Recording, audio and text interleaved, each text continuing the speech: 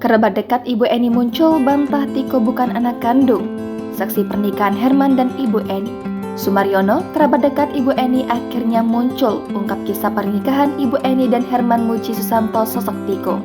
Seperti diketahui, kisah perjuangan Tiko mengurus Ibu Eni alami depresi bertahan hidup 11 tahun tanpa air dan listrik.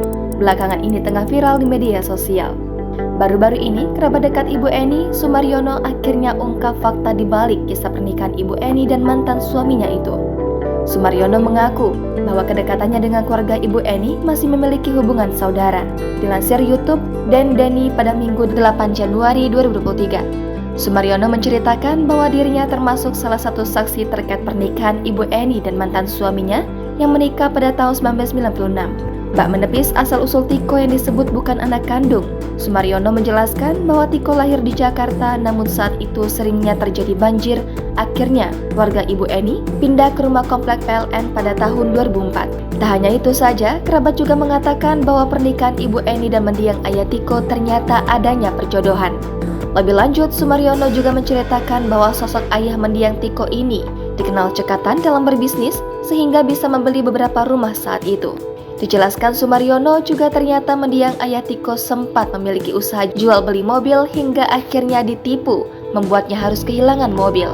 Sumaryono selaku kerabat Tiko juga membenarkan terkait ayah mendiang Tiko yang disebutkan meninggalkan Ibu Eni dan Tiko.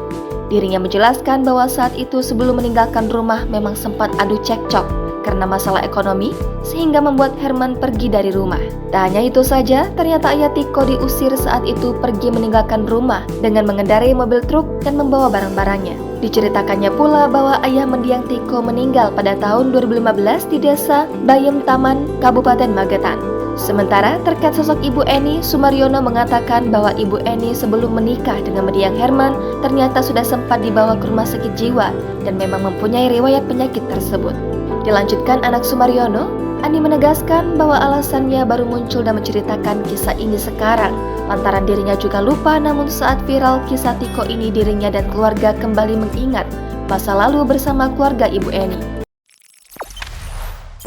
Jangan lupa subscribe, share, komen, dan like ya.